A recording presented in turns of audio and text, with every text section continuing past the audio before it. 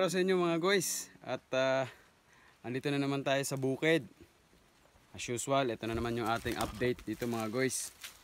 So ayun bali nagtanim tayo dito ngayon ng kalabasa dito sa may baba ng sagingan, no?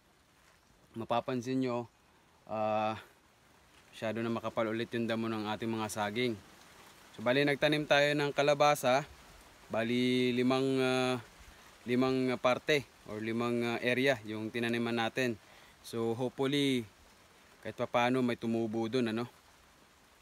Dito lang tayo sa may babang parte ng sagingan para pag nag-spray doon sa sa may mais, hindi mamamatay yung kalabasa natin. Ayun. So ito yung ginawa natin ngayon dito. Nagtanim naman tayo ngayon dito sa bukid. So mga guys, nung 2 weeks ago, in-update ko kayo dito sa mga mais, no?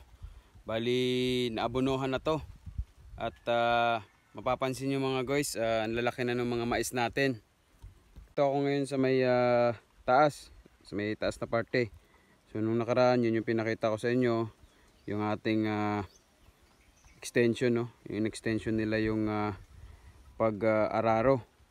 Bali, ito na parte, yan, maganda na yung tubo. Kung mapapansin niyo mga guys. Wow! Yung mga mais. So, itong mga damo rin, na-sprayhan na yan nung herbicide. So, yung mga bayaw ko pa rin yung nagtrabaho lang yan. Tapos dito sa makabila, sa may kabila din, yan, natamnan na rin yan dyan ng mais. So, kailangan pa ng abono mga guys para mahabol nung nahuling tanim yung etong mga naunang tanim. Ayan mga guys. Ang gaganda na ng mga mais. So mga guys, gusto ko nga pala magpasalamat dun sa mga nanood ng ating last na video, no? So maraming salamat sa inyo. Shoutout nga pala dun sa mga kaibigan natin, especially dun sa abroad na walang sawang sumusuporta sa atin. At sa mga bago natin kaibigan, mga bagong supporters, subscribers, maraming salamat sa inyo, no? So yun lang muna yung ating mga content dito sa bukid. At susubukan nating makapag-upload kahit pa paano kasi nga busy tayo. So shoutout din sa mga kasama ko dyan sa trabaho sa Pateos. Yan. So walang pasok kaya dito sa bukid. Medyo maganda yung panahon ngayon. Kakatapos lang ng mga ulan-ulan. So malaking tulong yun para sa ating mga tanim. Yan, so meron pa tayong itatanim mga guys. Galing din dito sa Pateos, no. So isang malaking tulong din to para sa ating mga, especially sa mga alaga natin, no. Magtatanim tayo ng mulberry. So sa iba mahal ang bili nila sa mulberry, no. Pero dito sa atin merong libre. Kaya subukan nating magtanim din dito. So yung ating Madre de Agua dito is okay naman. So napapakinabangan din naman nila. So ayan mga guys, so yung resulta ng herbicide, yung pampatay ng damo. Nag-spray yung aking bayaw, no. Ayan. Kailangan lang natin na abunuhan yung doon na part, tapos yung sa kabila. Alright, let's go. Ayan, so mga guys, ito yung mulberry na itatanim natin. Dito lang natin to sa may gilid itanim. Para malapit-lapit lang sa tubo. Ayan, so tanim tayo.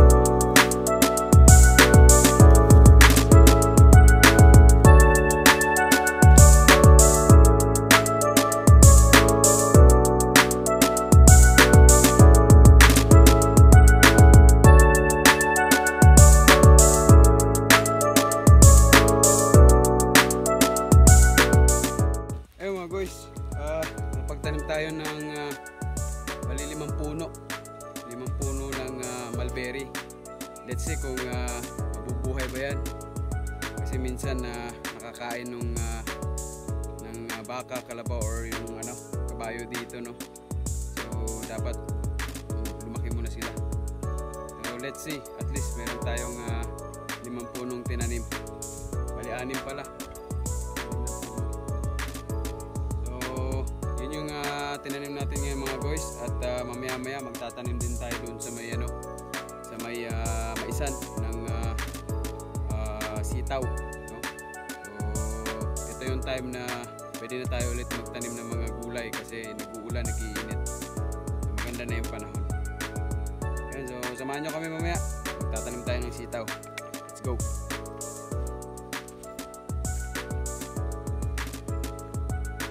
Ayan mga guys, so si Mrs. nagtatanim ngayon ng sitaw, no? So dito lang na area kami magtatanim.